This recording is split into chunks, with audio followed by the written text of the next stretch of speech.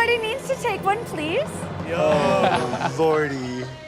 Those are specimen cups. I did not see this coming.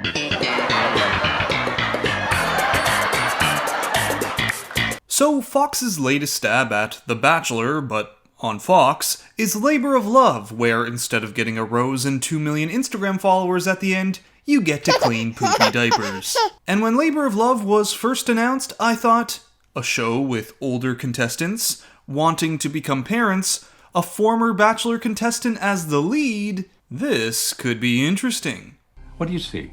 Someone who wants to know what the is going on. I see a young man with potential. But then, I watched it. And I know a lot of people on this channel have talked about the show and enjoyed it, but the more and more I watched it, the more perplexed and even frustrated I got.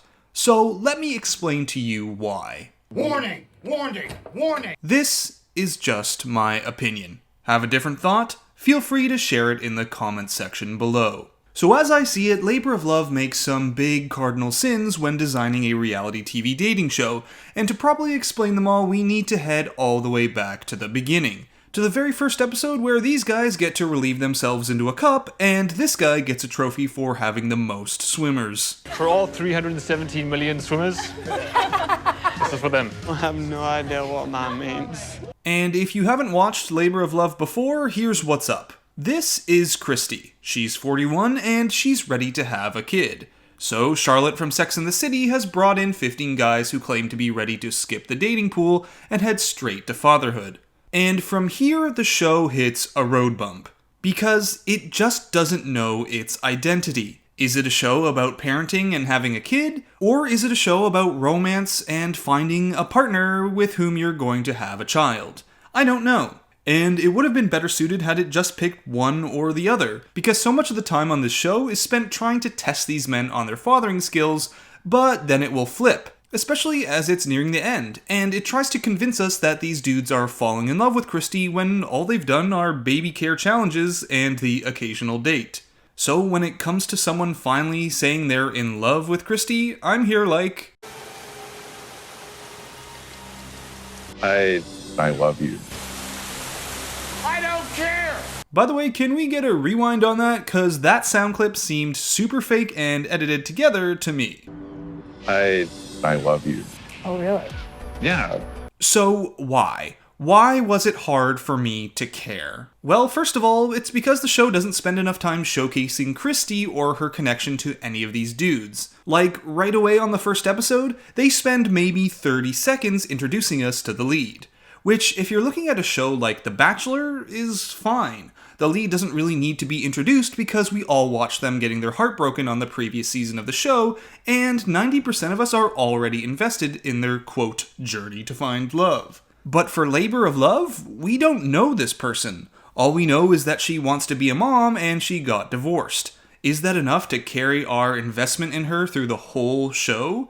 No. I mean, sure, it's great, I love that she wants to be a mom and that she's taking proactive steps towards that, but what else is there? Things should have been fleshed out more. Give her some time to romance us before she romances these men who could potentially become her baby daddy. And yeah, I know she was on Brad Womack's first season of The Bachelor, but she didn't even make it to hometown, so... Now, when we aren't invested in the lead, it becomes so much harder to invest in their love life. But it's not impossible. We can become more invested in them over time, but the show, however, doesn't do itself any favors by continuing to distance itself from romance in favor of gimmicky dates and experiences like this forest date, where all the men are told how to protect themselves from bears, and then, surprise, the fakest looking dude in a bear costume comes out to test them in front of Kristy. Is that a real bear? Yeah. That's gotta be fake.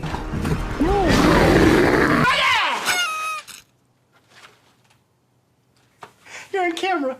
And I wouldn't care if the show either went in the direction of a woman trying to find love and it has to be someone suited to be a father because she wants kids right away, or in the direction of a woman that just wants kids and is trying to find the best male DNA that she can, regardless of a love connection. Now, maybe some of these time investment problems are because the show was only an hour long each episode, and so we don't get the kind of length we normally get on an episode of The Bachelor, which, by the way, has also been guilty of straying away from romance in its latest season. But I just couldn't get over one thing, and it's all about one of the contestants, a man named Stewart. Would you like something to drink by me?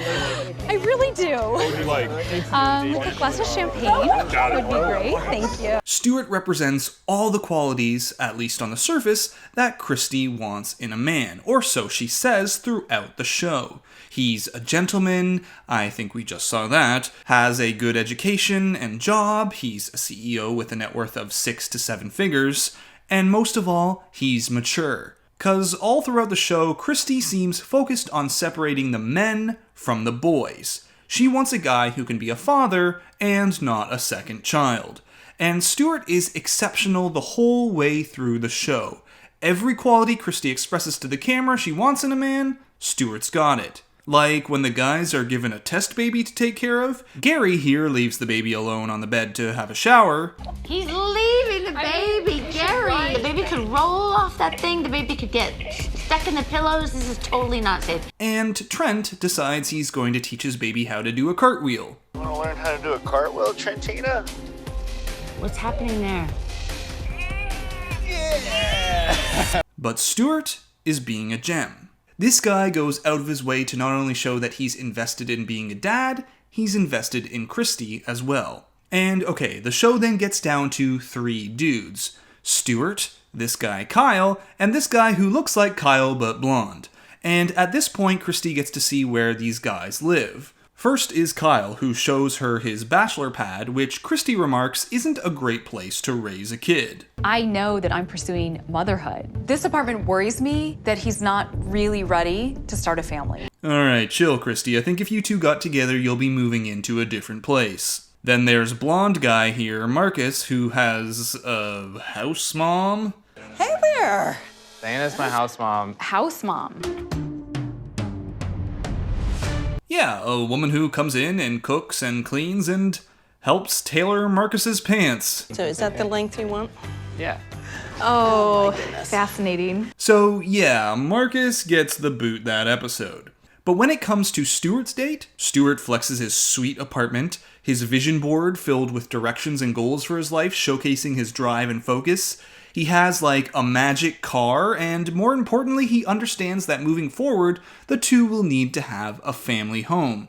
And so he puts in the effort and organizes a house viewing of a house that's for sale that could be the kind of home they would find together after the show. Pretty much he does everything Kristy wishes the other 2 men had done on their dates. And yet, it's painfully obvious she's not actually interested in picking him. Like here, when the 2 sit down for an intimate moment on their date, and Stewart asks this. Have you thought about having a mixed child, an interracial child? It's a good question. Have you? Really? Have you? There's so much subtle context in that response. The fact that she hadn't really thought about having a mixed-race child makes me wonder if she ever really considered Stewart as an actual contender. Like, if you're actually visualizing having a child with this guy, how is that not something you're thinking about? But even as I held out hope for Stewart, who seemed like a genuine guy who put in the effort, the show really made it clear it wasn't going to be him. Like, in the final episode, take a look at Kristy's kiss with Stewart. Good night. Compare that to her kiss with Kyle. I just feel weird saying goodbye. And then Stewart gets dumped in his apartment while Kyle gets the trolley ride while it snows. Now, I'm not saying that it's bad that she dumped Stewart for the guy she liked better. I'm just calling out that throughout the show, she kept describing the perfect man for her. And if you drew a facial composite picture of that man, it would have come out as Stewart. Yet, here we are. One man sad, and another in a trolley ready to put a bun in the oven. And while we're here, whatever happened to Kristy and her final pick, Kyle? Are they still together? Is she pregnant and about to have a baby? No. No. Mm-mm. Mm-mm. No. No. No. No. No. No.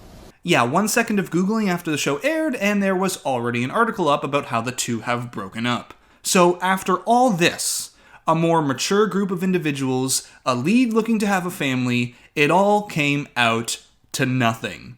And maybe that added to my dissatisfaction too, that I wasn't invested in the lead, I wasn't invested in the men, the show didn't dazzle me with a fantasy bubble or fun locations to at least distract me through it all, like this date to the other house, or this date to the other house, or this date to the lawn of the other house, which, well, okay, at least there are kittens there, but after all of this, there's nothing.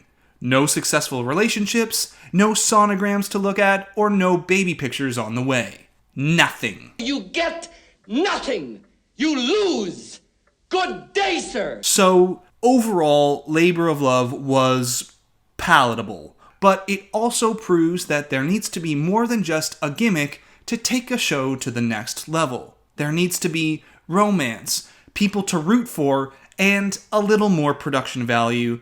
And if all those ingredients came together, maybe this labor would be a little bit less of a pain.